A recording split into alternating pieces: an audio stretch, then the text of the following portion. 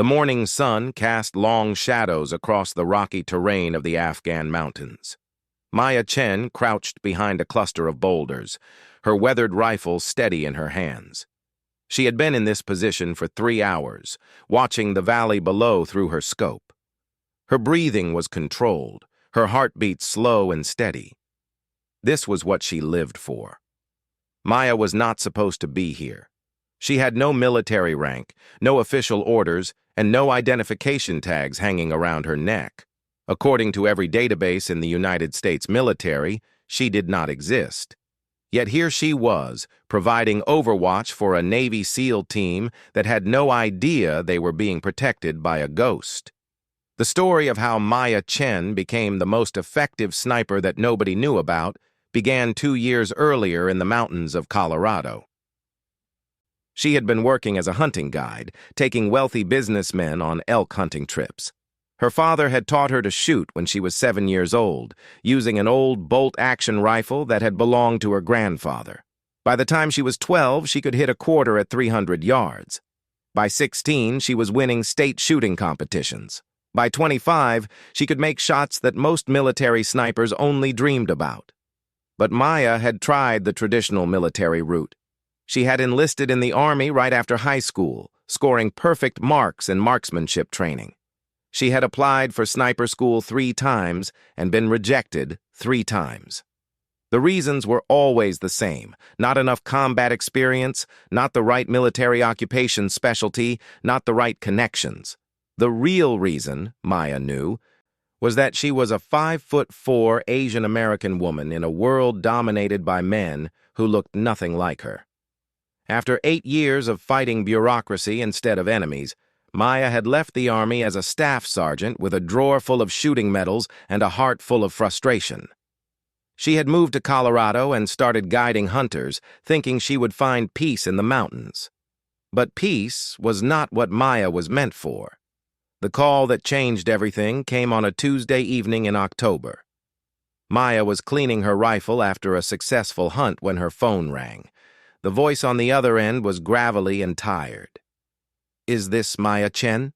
the man asked. "Depends who's asking," Maya replied, not recognizing the number. "My name is Colonel Marcus Williams. I served with your father in Vietnam." Maya's hand tightened on the phone.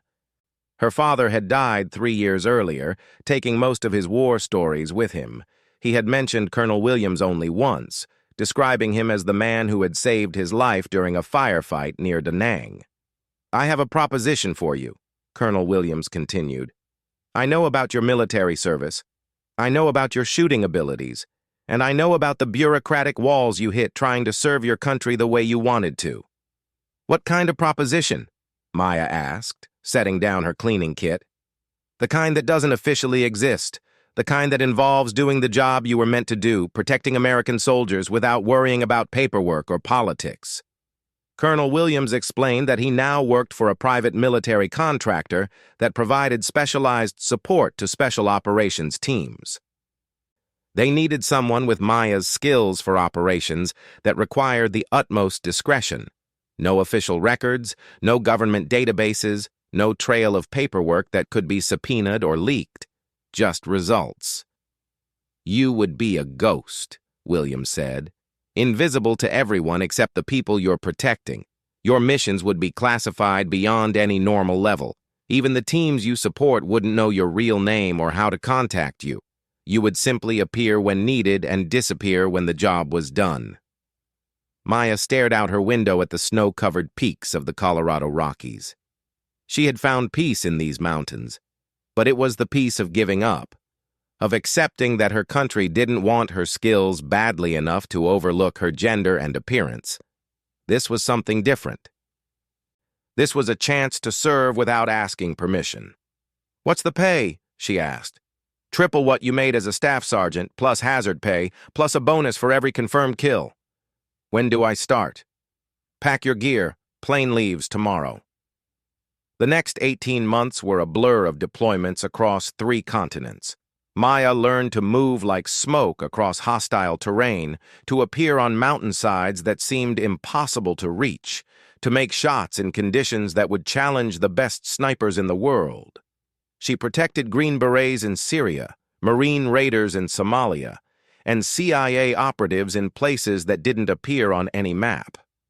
Her reputation spread through the special operations community like wildfire, but it was a reputation without a name or face.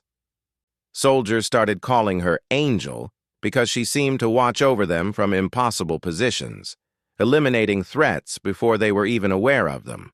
Others called her Ghost 6 because she was always in Overwatch Position 6, providing sniper support from the most dangerous angles. Maya never worked directly with the teams she protected. She would receive coordinates and mission briefs through encrypted channels, study satellite photos and terrain maps, then position herself hours before the teams arrived. She would watch through her scope as soldiers moved through hostile territory, ready to eliminate any threat that appeared. When the mission was complete, she would disappear back into the mountains or desert, leaving no trace except for the bodies of enemies who had tried to harm American troops. The SEAL team in the valley below had no idea they were being watched by Angel. They were conducting a rescue operation, trying to extract a captured CIA operative from a Taliban compound. Maya had been in position since 3 in the morning, studying every building, every window, every possible sniper position that could threaten the SEALs. The team leader was Lieutenant Commander Jack Morrison, a veteran of 7 deployments who had earned his reputation the hard way. Maya had studied his file and knew his tactics. Morrison was aggressive but smart, willing to take calculated risks to complete the mission and bring his men home safely. He was also, Maya had noted with some amusement, 6 feet 2 inches tall and had never served with a female soldier in any combat role. Maya watched through her scope as Morrison's team approached the compound from the east. They moved well, using proper spacing and communication discipline, but Maya could see what they couldn't. 3 Taliban fighters had positioned themselves in a building 400 yards to the north, armed with RPGs that could devastate the SEAL team if they were allowed to fire. Maya adjusted her scope for wind and distance. The Taliban fighters were partially concealed behind a low wall, showing only their heads and shoulders.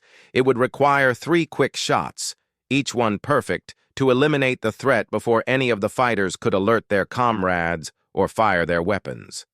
She controlled her breathing and felt her heartbeat slow. The first fighter was looking through binoculars, probably calling in the SEAL team's position to his commanders. Maya placed her crosshairs just below his left ear and squeezed the trigger. The .338 Lapua Magnum round crossed the distance in less than a second, and the fighter dropped without a sound. The second fighter noticed his comrade's collapse and started to turn toward Maya's position. She had already worked the bolt and acquired her next target. This shot was slightly more difficult because the fighter was beginning to move, but Maya led him perfectly and put the round through his chest. He fell backward out of sight. The third fighter had heard something and was bringing his RPG to bear on the SEAL team. Maya's third shot caught him as he was aiming, the heavy bullet spinning him around and dropping him behind the wall. The entire engagement had taken less than 15 seconds. Maya continued watching as Morrison's team breached the compound and fought their way to the captured operative. She eliminated 2 more threats during the firefight, both Taliban fighters who had tried to flank the SEALs from concealed positions. Each shot was clean and precise, ending threats before they could endanger American soldiers. The rescue was successful. The SEALs extracted the operative and were moving toward their extraction point when Maya noticed movement on a rooftop 800 yards away.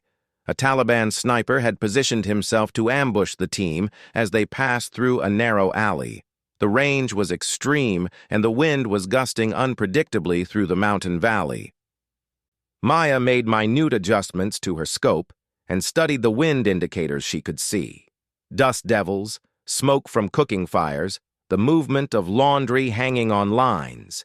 She calculated the ballistic drop and wind drift in her head, then settled into her shooting position. The Taliban sniper was good. He had chosen his position well and was using proper camouflage techniques. But Maya was better. She could see the slight shadow that marked his position. the barely visible outline of his rifle barrel protruding from behind a low parapet. She breathed out halfway and held it, feeling her pulse in her fingertips. The crosshairs settled on the center of the shadow, where she knew the sniper's head would be. She squeezed the trigger with the same gentle pressure she would use to crack an egg. The shot flew true across 800 yards of mountain air, guided by years of training and natural talent that couldn't be taught. The Taliban sniper's rifle clattered to the rooftop as he fell, eliminating the last threat to Morrison's team. Maya watched through her scope as the SEALs reached their extraction point and boarded their helicopter. The entire operation had been successful with no American casualties. Morrison's team would return to base thinking they had been lucky, never knowing that an invisible guardian had been watching over them from the mountainside. As the helicopter disappeared into the distance, Maya began the careful process of withdrawing from her position. She policed her brass, erasing any evidence of her presence. She packed her rifle with practiced efficiency and began the long climb down the backside of the mountain to where her extraction vehicle waited. But something was different this time. As Maya moved through the rocks and scrub brush, she noticed tracks in the dirt that shouldn't have been there. Boot prints that were too fresh, too deliberately placed. Someone had been watching her, watching the SEALs. Maya froze and listened. The mountains were silent except for the wind and the distant cry of a hawk. But Maya's instincts, honed by 18 months of operating alone in hostile territory, told her she was not alone. Someone was out there, studying her with the same intensity she had been studying the Taliban. She moved carefully toward her extraction point, using every bit of cover and concealment the terrain offered. Her rifle was slung across her back, and her sidearm was within easy reach. Maya had never been compromised before, had never left any trace that could lead enemy forces back to her position. But the boot prints were proof that someone had been tracking her movements. The extraction vehicle was a modified dirt bike hidden in a cave 2 miles from her sniper position. Maya approached the cave from above, using her binoculars to scan for any signs of ambush or surveillance. Everything looked normal, but the feeling that she was being watched continued to grow stronger. Maya was 50 yards from the cave when a voice spoke behind her. "That was some impressive shooting up there." Maya spun around, her hand moving toward her sidearm, but stopped when she saw the man standing 30 yards away. He was tall and broad-shouldered, wearing desert camouflage and carrying an M4 carbine at the ready. His face was weathered and scarred, marking him as a veteran of many battles. But what stopped Maya from drawing her weapon was the calm confidence in his stance and the fact that his rifle was pointed at the ground. "Lieutenant Commander Morrison," Maya said, recognizing the SEAL team leader from the photographs in his file. "You're supposed to be at your extraction point." Morrison smiled, but his eyes remained serious. "My men are at the extraction point. I came back to find the angel who's been watching over us for the past 6 months. Maya's mind raced.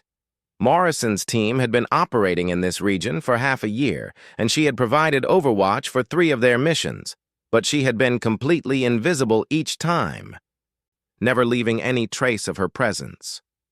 How had he tracked her?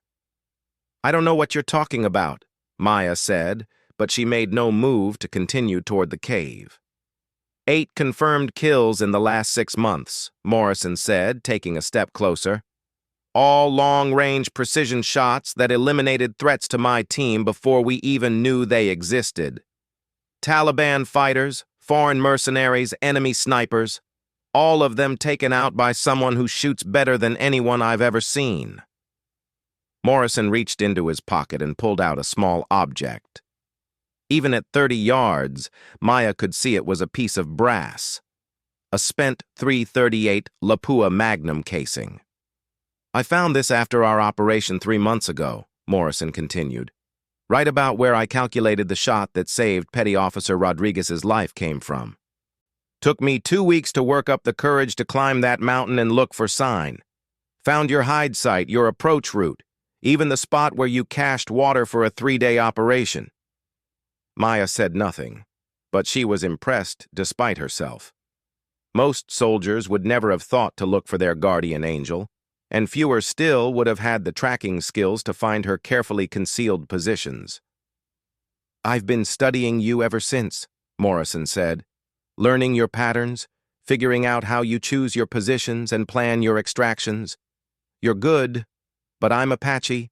My grandfather taught me to track deer through snow when I was 6 years old. Tracking one sniper through rocks and sand is just a bigger version of the same skill." Maya absorbed this information. Morrison was Native American, probably from one of the southwestern tribes based on his features and accent. That explained his tracking abilities and his patience in conducting surveillance. It also explained why he had been able to find her when no one else had even tried. "What do you want?" Maya asked. "To say thank you," Morrison replied, "and to ask why you're doing this." Maya studied Morrison's face, looking for any sign of deception or threat. She had operated for 18 months without any direct contact with the people she protected. Her instructions were clear: maintain complete anonymity, avoid all contact with supported units, leave no trace of your presence. But something about Morrison's straightforward approach and obvious respect for her abilities made her want to answer his question. "Because it's what I was meant to do," Maya said finally. "And because your country wouldn't let me do it officially." Morrison nodded as if he had expected that answer. "Female?" "Among other things. I figured. The precision, the patience, the attention to detail, different from the way men approach the job." Maya raised an eyebrow. "Better or worse?" "Different," Morrison repeated. "Maybe better for this kind of work. My team has never taken casualties when you've been providing overwatch. That's not coincidence." Morrison slung his rifle and took another step forward. Maya tensed, but didn't reach for her weapon. Everything about Morrison's body language indicated that he was trying to communicate, not threaten. "I have a problem," Morrison said. "My superiors are starting to ask questions about our unusually low casualty rate. They want to know why my team consistently completes missions with 0 friendly losses when other units in the same area are taking regular casualties. I can't tell them about Angel because Angel doesn't officially exist." Maya understood the problem immediately. Success in combat often drew as much scrutiny as failure, especially when that success seemed statistically impossible. Morrison's commanders would want to know what his team was doing differently, what new tactics or equipment they were using. They would study his after-action reports, interview his men, and eventually figure out that someone was providing sniper support that wasn't being reported through official channels. "So what do you propose?" Maya asked. "Direct coordination," Morrison said. "I tell my men about Angel, but I don't tell my superiors. My team starts operating with the knowledge that they have Overwatch support, which makes them more effective and safer. In return, Angel gets better intelligence about our operations and can position herself more effectively." Maya considered the proposal. Working directly with Morrison's team would violate every protocol she had been given, but it would also make her more effective. Instead of working from satellite photos and limited intelligence, she would have access to real-time information about enemy positions, team movements, and mission objectives. "Your men would need to know how to communicate with me," Maya said, "and they would need to understand that I don't take orders from anyone except my handler." "Understood. We work as partners, not as a command relationship." Maya made her decision. Morrison had earned the right to this conversation by being skilled enough to find her and respectful enough to approach her properly. His team had proven themselves in combat, and their casualty-free record was proof that they knew how to work smart as well as hard. "I'll consider it," Maya said. "But first I need to know something. How did you track me today?" Morrison smiled for the first time since the conversation had started.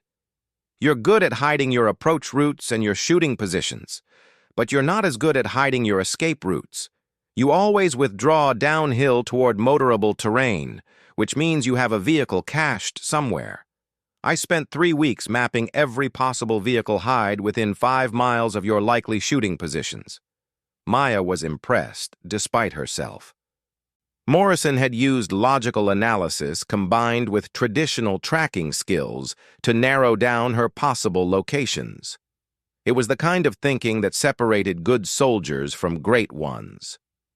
"And you decided to wait here instead of just following my tracks?" "Following your tracks would have been hostile. Waiting here was an invitation to talk." Maya nodded, recognizing the wisdom in Morrison's approach. She had been prepared to fight if necessary, but Morrison's respectful and non-threatening demeanor had allowed for conversation instead of conflict. "I'll be in touch," Maya said, moving toward the cave where her bike was hidden. "How?" Maya paused and looked back at Morrison. "You found me once. You can find me again if you need to." As Maya disappeared into the cave to retrieve her motorcycle, Morrison stood alone on the mountainside, watching the sun set over the Afghan landscape. For the first time in 7 deployments, he had met someone who understood the weight of protecting other soldiers' lives. Angel was real, and she was better than any sniper he had ever worked with. Morrison began the long walk back to his extraction point, knowing that his war had just become more interesting. His team would still complete their missions and return home safely, but now they would do it with the knowledge that someone was watching over them from the mountains. 3 weeks passed before Maya made contact with Morrison again. She spent the time thinking about his proposal and conducting surveillance on his team during their routine patrols. Maya wanted to understand how Morrison's men operated before she risked revealing herself to them. Trust was not something she gave easily, especially after years of being dismissed by the military establishment. Maya chose to make contact during a supply run to Forward Operating Base Chapman. She knew Morrison would be alone in the communications bunker at 200 hours, reviewing intelligence reports for the next day's operations. She slipped past the base perimeter guards like smoke, using skills learned during 18 months of ghost operations. Morrison was studying a map when Maya's voice spoke softly behind him. "Your security is terrible." Morrison turned slowly, unsurprised to find Maya standing in the doorway. He had been expecting her to make contact, though he hadn't known when or how. "Hard to secure a base against someone who doesn't officially exist," Morrison replied. "Coffee?" Maya accepted the cup Morrison offered and settled into a chair across from his desk. The communications bunker was cramped but private, lined with radio equipment and encrypted terminals that hummed quietly in the background.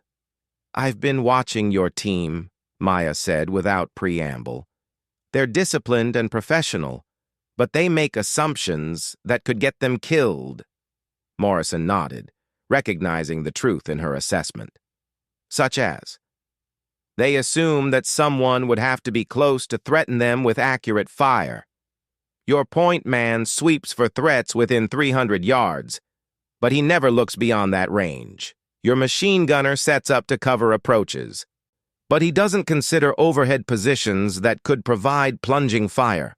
Your medic carries his aid bag in the same position every mission, making him an easy target for anyone who studies your patterns."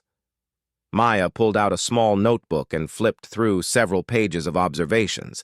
She had been documenting Morrison's team for weeks, noting their strengths and weaknesses with the same attention to detail she applied to studying enemy positions. "More importantly," Maya continued, "they don't understand how to work with a sniper. They bunch up when they should spread out. They stop in open areas when they should keep moving. They use radios when they should rely on hand signals. If we're going to work together, they need to understand how their actions affect my ability to protect them." Morrison absorbed this information with the professional interest of a soldier who was always looking to improve. Maya's observations were accurate and delivered without criticism or condescension. She was treating his team as professionals who could learn and adapt. "What do you propose?" Morrison asked. "Training," Maya said. "Not formal classroom instruction, but practical exercises. I teach your men how to move when they have sniper overwatch. They teach me about their tactics and communication procedures. We develop signals that allow coordination without radio traffic. Morrison considered the proposal. Training with Angel would require bringing his entire team into the secret, which multiplied the security risks exponentially. But Maya's track record spoke for itself. His team's survival rate was already far above average, and formal coordination would only improve their effectiveness. "When do we start?" Morrison asked. "Tomorrow night. Grid reference 41 SMB 11234567890. Come alone first. If I like what I see, we'll bring in your team one at a time." Maya stood to leave, then paused in the doorway. "One more thing. Your men can never know my real name or anything about my background. As far as they're concerned, I'm just Angel. No questions about where I come from or who I work for." Morrison nodded his understanding. Maya's anonymity was crucial to her survival and effectiveness. She disappeared into the darkness outside the bunker, leaving Morrison alone with his coffee and the realization that his war was about to change dramatically. The meeting location was an abandoned shepherd's hut in the mountains 15 miles from the base. Morrison arrived on foot, having parked his vehicle 3 miles away and climbed through rocky terrain that would discourage casual observation. Maya was already in position, having observed his approach through her rifle scope for the last 2 miles. "You're late," Maya said when Morrison reached the hut. "I had to make sure I wasn't followed." Maya nodded approvingly. Morrison's security consciousness was good, though his tracking skills still needed work. She had been able to follow his progress for the entire approach march. "Show me how your team moves," Maya said, handing Morrison a tactical radio. "Call them in for a mock patrol. I want to see their spacing, their communication discipline, their reaction to contact." Morrison keyed the radio and spoke briefly with his team leader back at base. Within an hour, his 6-man SEAL team was moving through the valley below the shepherd's hut, conducting a routine patrol exercise. Maya watched through her rifle scope, taking notes on each team member's performance. Petty Officer Rodriguez, the team medic, was exactly as Maya had described: professional and competent, but predictable in his movements. Chief Petty Officer Williams, the team's senior enlisted man, had excellent situational awareness, but tended to bunch up with the other team members in potentially dangerous terrain. Petty Officer Thompson, the youngest member of the team, had good instincts, but lacked the experience to trust them. "Williams is your best man," Maya said after watching for 30 minutes. "He thinks 3 moves ahead and doesn't panic under pressure. Thompson has potential but needs more confidence. Rodriguez is solid but needs to vary his patterns." Morrison was impressed by the accuracy of Maya's assessments. She had identified the same strengths and weaknesses in his men that he had observed during months of combat operations. "What about me?" Morrison asked. Maya lowered her rifle and looked at him directly. "You're a good leader who trusts his men and doesn't micromanage. But you take unnecessary risks to set an example. Your team needs you alive more than they need you to be the first man through every door." Morrison absorbed the criticism without defensiveness.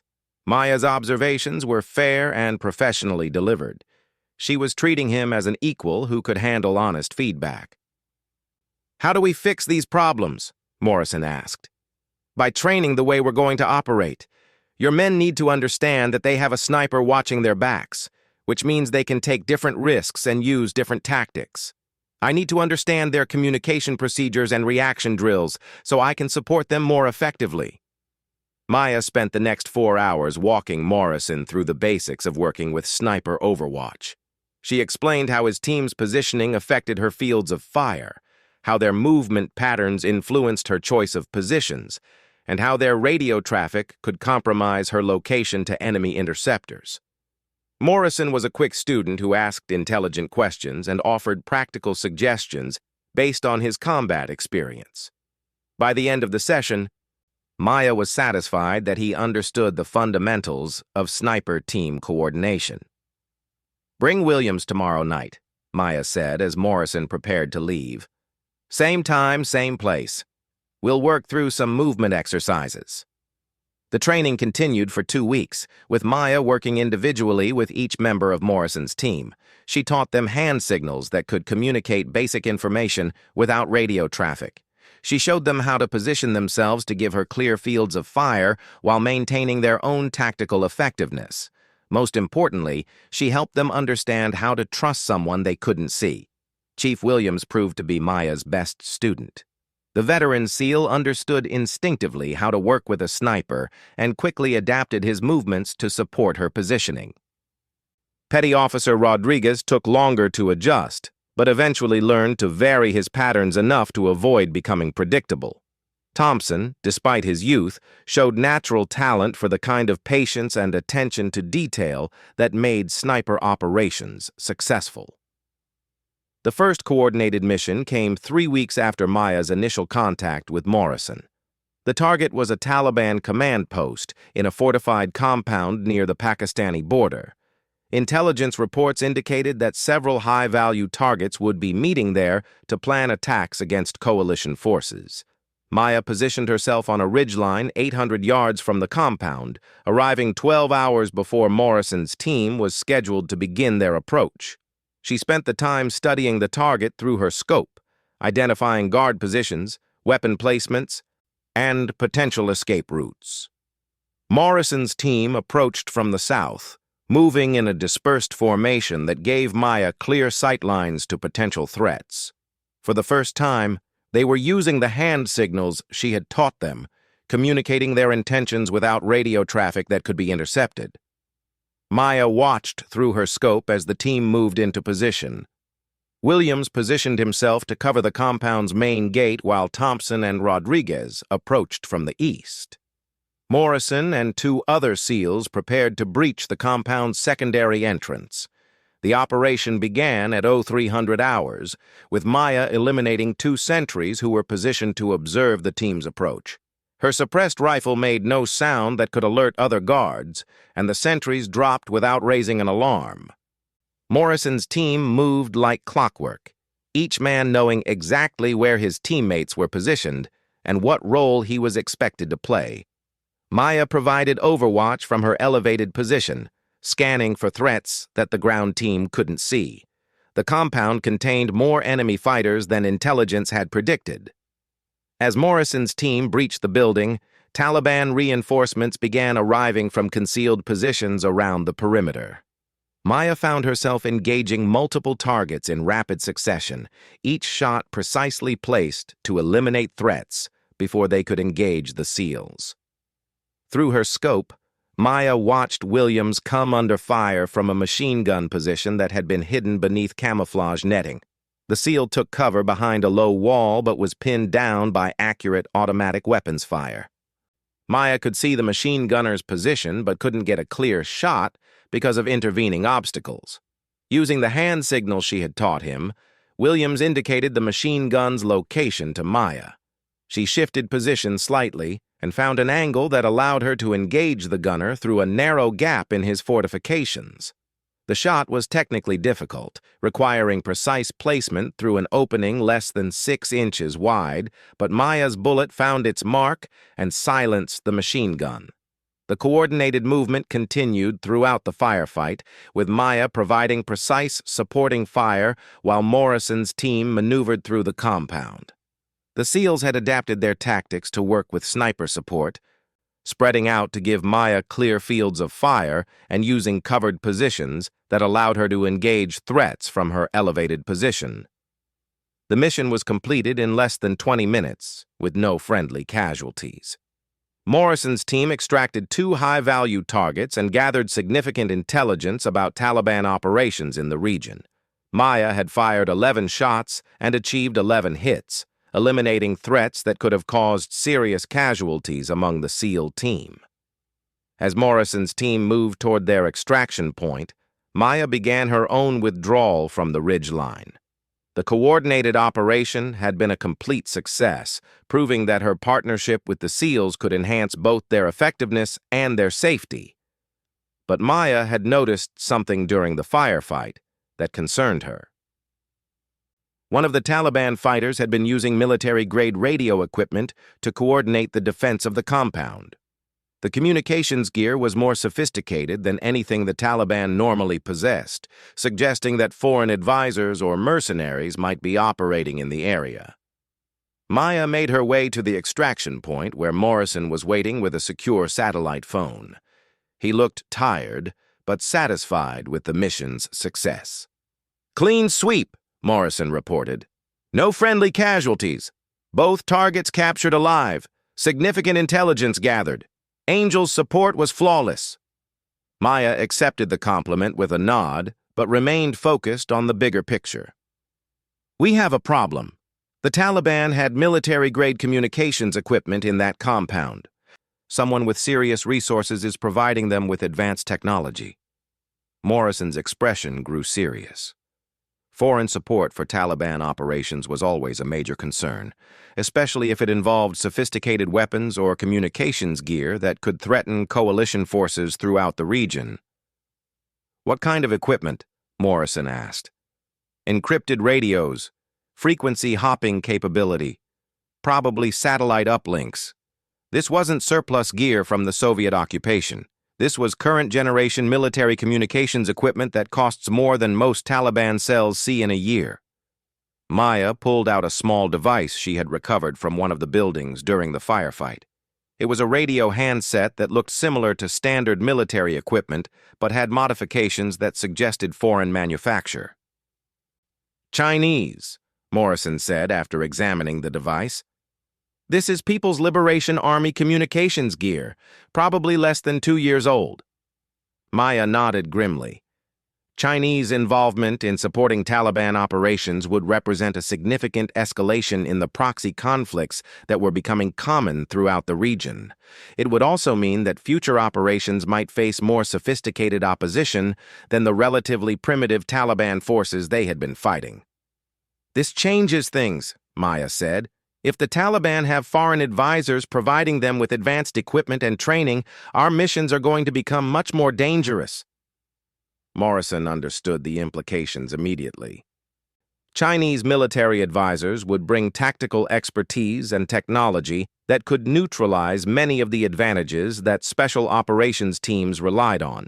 Maya's sniper support would become even more critical if Morrison's team was going to continue operating successfully in an environment with enhanced enemy capabilities. "I need to report this up the chain," Morrison said, "but I want your assessment included in the intelligence brief. Your observations about enemy capabilities could be crucial for planning future operations." Maya hesitated. Including her observations in official intelligence reports would require acknowledging her existence to Morrison's commanders, which violated every protocol she had been given about maintaining complete anonymity. "Use my call sign," Maya said finally. "Report that Angel provided sniper support and observed the advanced communications equipment. Don't mention any personal contact or coordination." Morrison nodded his understanding. Maya's anonymity was crucial to her continued effectiveness, but her intelligence observations were too important to ignore. He would find a way to include her insights without compromising her security.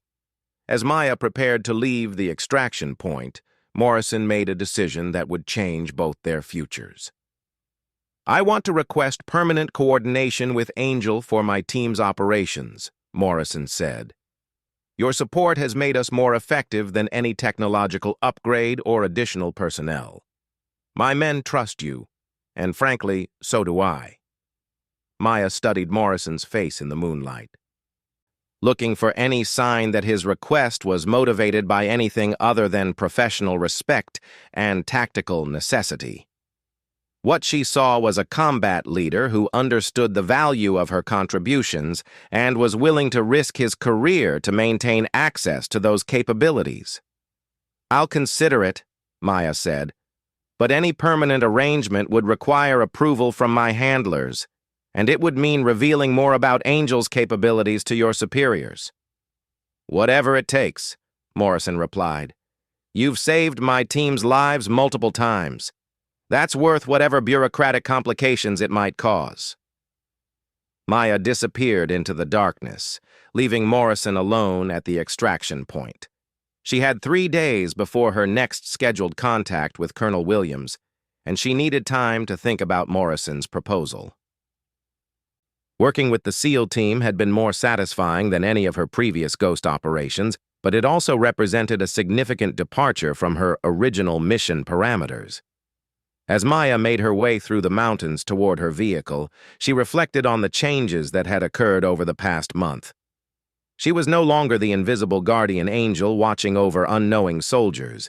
She had become a partner in a coordinated team effort, trusted and respected by some of the military's best professionals. For the first time since leaving the army, Maya felt like she was truly serving her country in the way she had always wanted to. The question now was whether her handlers would allow that service to continue or whether they would insist on returning to the ghost operations that had defined her previous 18 months.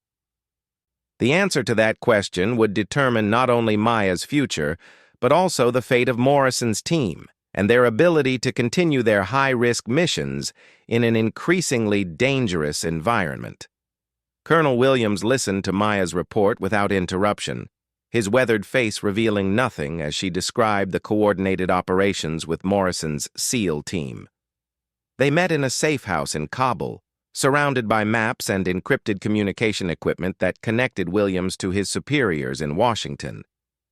"You violated direct orders," Williams said when Maya finished her briefing.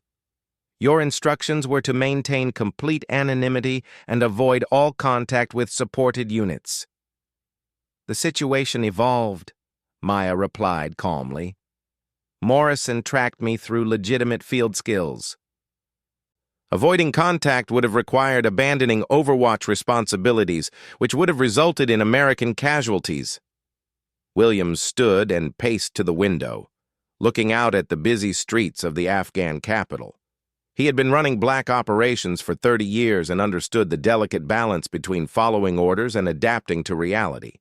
Maya's results spoke for themselves.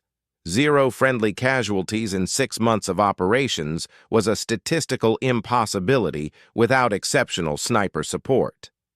"Morrison's commanders are asking questions," Williams said. "His team's success rate is drawing attention from Pentagon analysts who want to understand what he's doing differently. They're talking about studying his tactics and possibly reassigning his men to training billets where they can teach other units." Maya understood the implications immediately.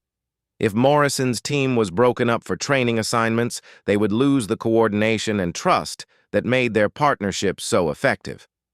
Worse, attempts to replicate their success without understanding the role of Angel's sniper support would likely result in other teams taking unnecessary risks. "What did you tell your superiors about the Chinese communications equipment?" Maya asked. "Everything except the source of the intelligence. As far as Washington knows, Morrison's team discovered the equipment during their assault on the compound." Williams turned back to Maya, his expression serious. "But that creates another problem. If Chinese advisors are operating in this region, the threat level has increased dramatically. My superiors want to send in more assets to counter the foreign influence, which means more teams operating in Angel's area of responsibility." Maya absorbed this information with growing concern. Multiple teams operating in the same area would complicate her ability to provide effective overwatch. She couldn't be in several places at once, and coordinating with multiple units would exponentially increase the security risks. "There's something else," Williams continued. "Morrison has submitted a formal request through his chain of command. He wants permanent sniper support assigned to his team for the remainder of their deployment." Maya's eyebrows rose slightly. Morrison's request was bold and potentially career-ending if his superiors decided he was overstepping his authority. But it also represented a level of professional respect that Maya had never experienced in her military career. "What kind of sniper support is he requesting?" Maya asked. Williams pulled out a classified document and read from it directly. Morrison specifically requested what he calls angel-level precision shooting capability for extended-range threat elimination. He included detailed statistics about his team's improved performance and casualty reduction since Angel began providing Overwatch. Maya was impressed by Morrison's thoroughness. He had documented their partnership without revealing her identity or compromising her security, focusing instead on measurable improvements in mission effectiveness.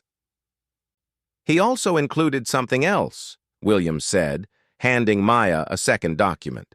A formal commendation request for Angel's performance during combat operations. Maya read the commendation with growing amazement. Morrison had written a detailed account of her sniper support, describing specific engagements and shot difficulties with professional precision.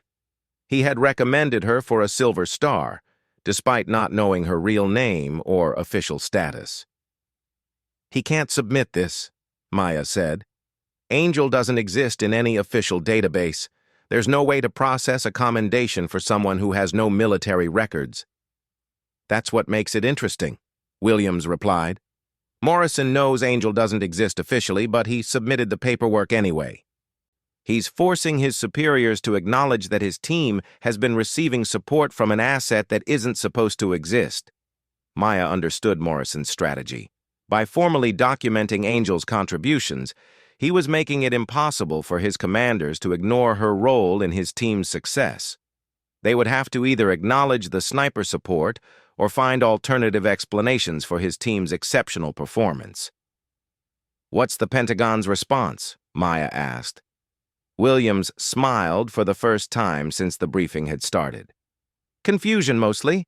They're trying to figure out how a SEAL commander can recommend someone for a combat decoration when that person doesn't appear in any personnel database. And my contact in Special Operations Command is very interested in meeting Angel. Unofficially, of course."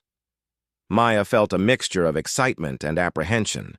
Recognition from Special Operations Command could validate years of frustration with military bureaucracy, but it could also end her career as a ghost operator. Once Angel became officially acknowledged, Maya would lose the anonymity that made her so effective. "There's been a development," Williams continued. "Intelligence reports indicate that Chinese advisors are planning a major operation against coalition forces in this region. They've been using the Taliban as proxies to test new tactics and equipment, but now they're preparing for direct action." Williams spread a map across the table, pointing to several marked locations. "Satellite reconnaissance shows unusual activity at these coordinates. We believe the Chinese are establishing a command post for coordinated attacks against multiple coalition bases."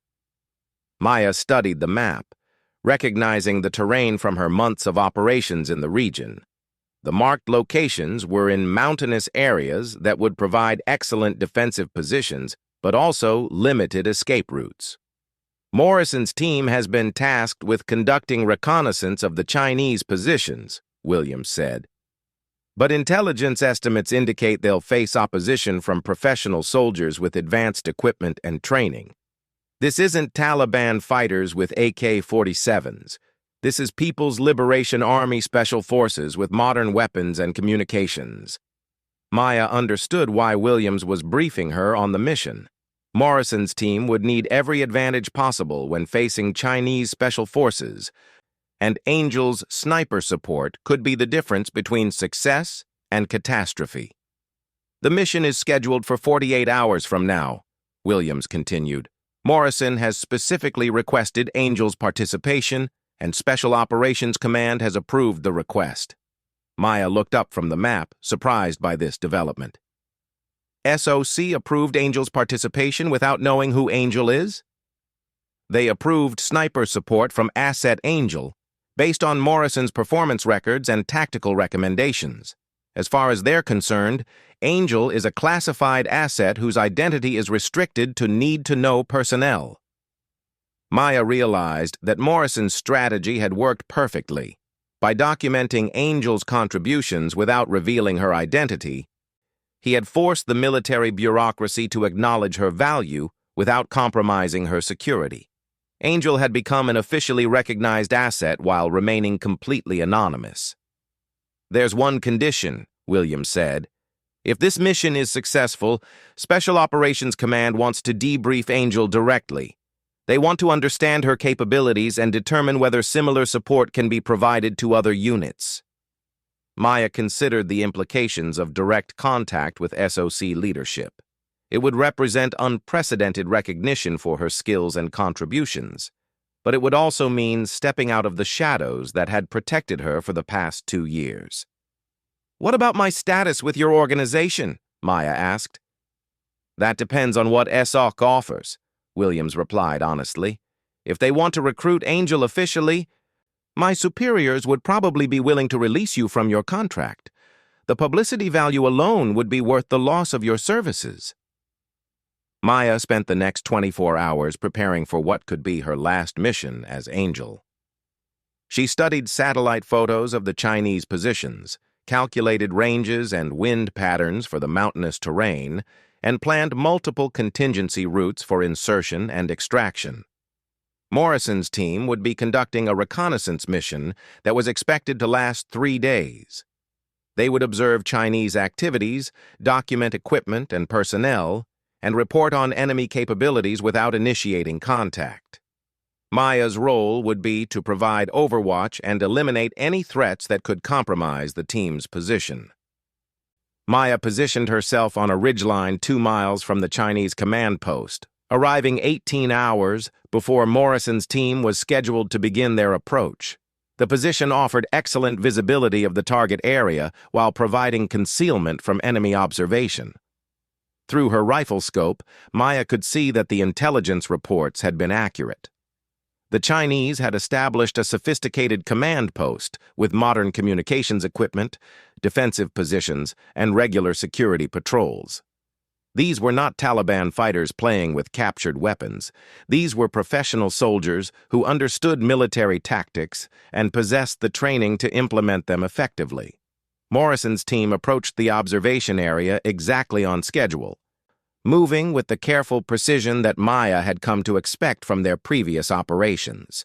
They established a concealed position that allowed them to observe Chinese activities while remaining hidden from enemy patrols. For 2 days, the mission proceeded according to plan. Morrison's team gathered detailed intelligence about Chinese capabilities, while Maya provided overwatch from her elevated position. The Chinese appeared unaware of the SEAL surveillance, continuing their normal activities without increased security measures. On the 3rd day, everything changed. Maya was watching a Chinese patrol through her scope when she noticed unusual movement in the valley below Morrison's position. A second patrol was approaching from an unexpected direction, moving with the kind of careful coordination that suggested they knew exactly where the SEALs were hidden. Maya keyed her radio to warn Morrison's team, but she immediately heard Chinese voices on the frequency. The enemy had intercepted SEAL communications and was using the radio traffic to track their position. Morrison's team was walking into an ambush. Maya had seconds to make a decision that would determine whether 6 American soldiers lived or died. She could maintain her overwatch position and try to eliminate threats as they appeared, or she could abandon her concealment to provide direct support for Morrison's team. Maya chose to fight. Her first shot eliminated the Chinese patrol leader who was directing the ambush from a concealed position 400 yards from the SEALs. The suppressed rifle made little noise, but the patrol leader's sudden collapse alerted his men that they were under fire from an unknown position. Maya's second shot took down the patrol's communications specialist before he could report contact with a sniper. Her third shot eliminated a machine gunner who was setting up to fire on Morrison's position. But Maya's position was now compromised.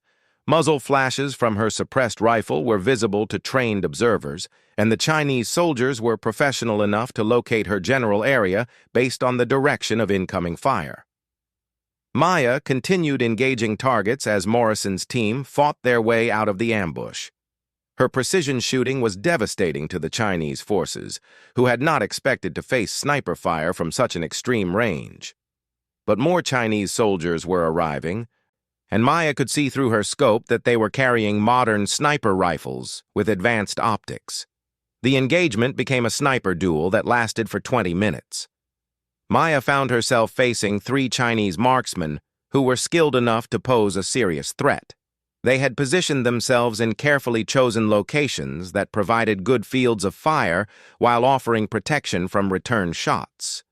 Maya eliminated the first Chinese sniper with a shot that required her to account for wind, elevation, and the target's partial concealment behind rocky cover. The second sniper was more cautious, exposing himself only briefly as he tried to locate Maya's position. Maya waited patiently for her opportunity and took him down with a shot that traveled nearly 1,000 yards through mountain air. The third Chinese sniper was the most dangerous. He had identified Maya's general location and was using systematic fire to force her to reposition. Maya could hear his bullets striking rocks near her position, each shot closer than the last. Maya moved to a secondary position she had prepared as a contingency, but the Chinese sniper anticipated her movement and was waiting. His bullet struck the ground inches from Maya's head as she dove for cover behind a boulder.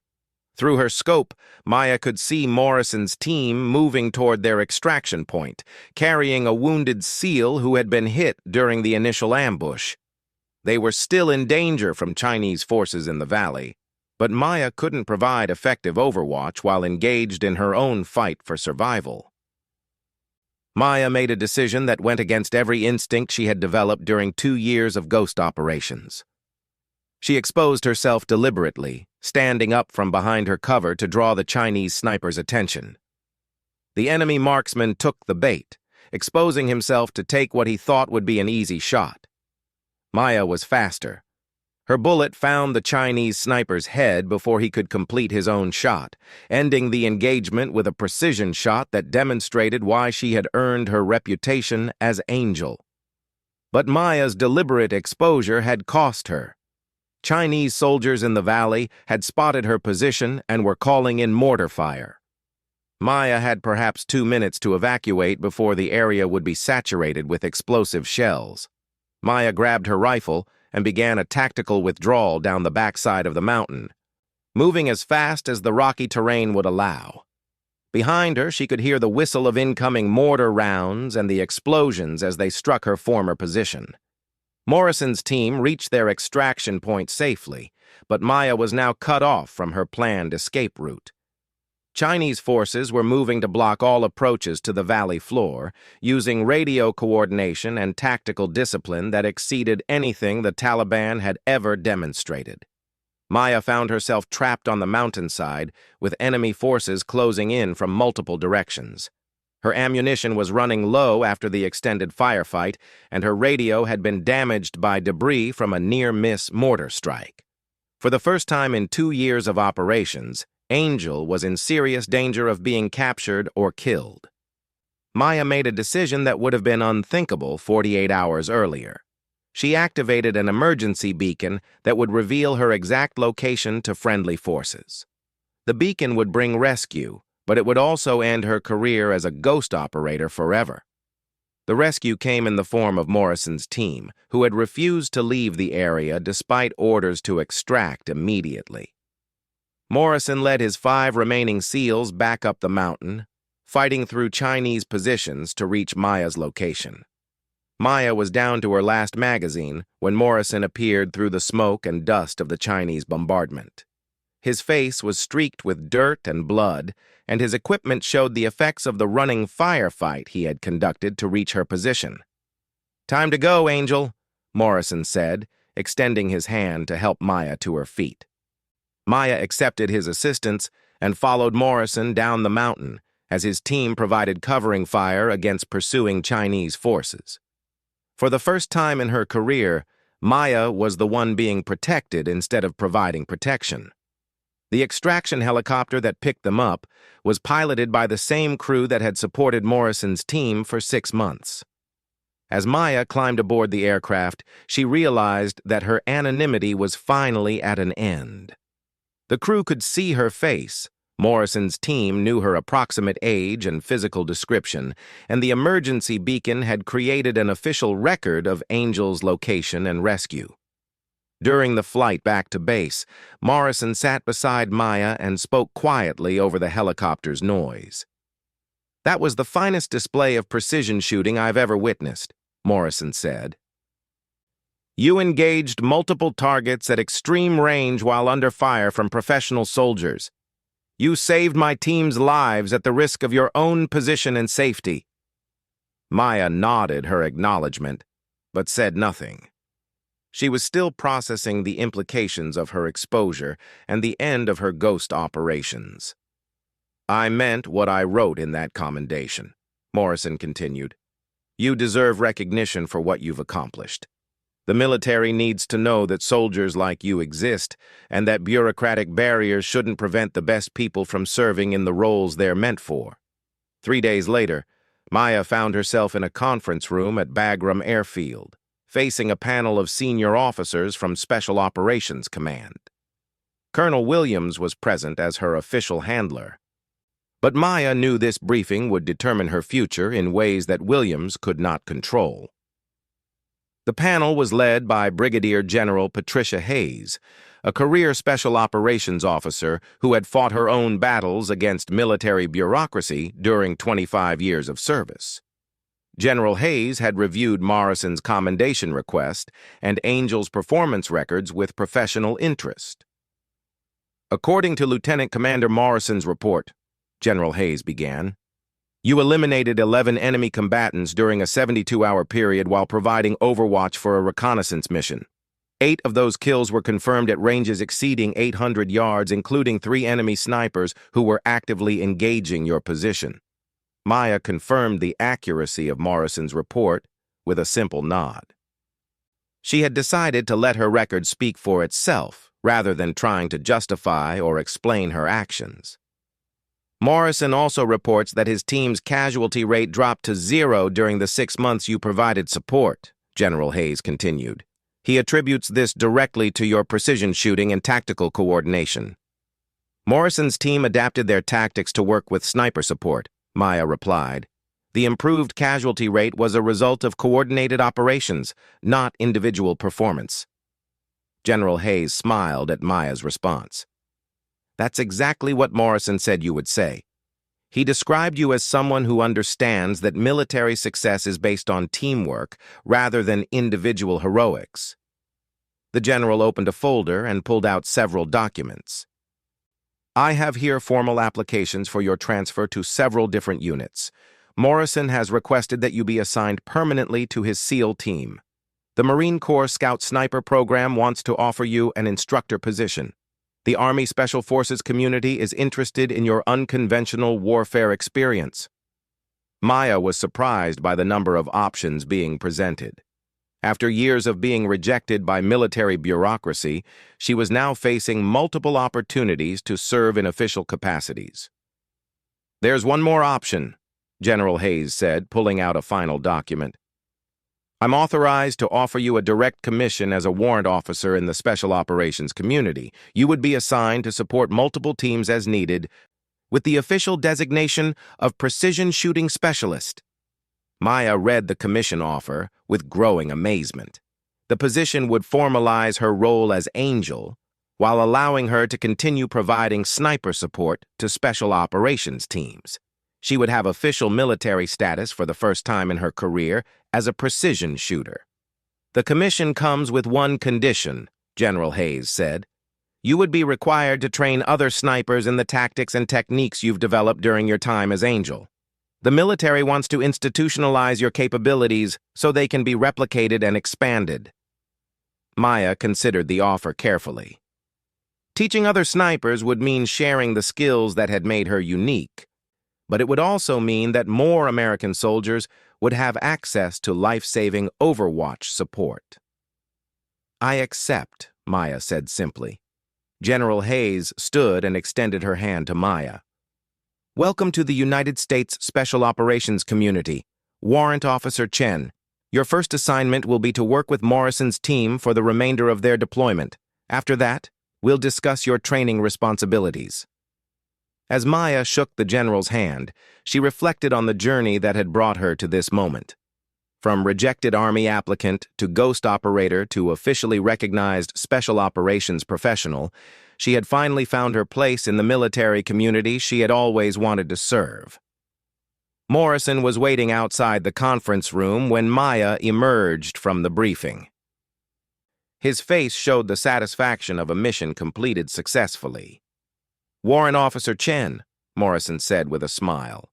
"I like the sound of that." "I prefer Angel," Maya replied, "at least when we're working." Morrison nodded his understanding. Maya had earned her reputation as Angel, and that identity would continue to be an important part of her military service. "Ready for the next mission?"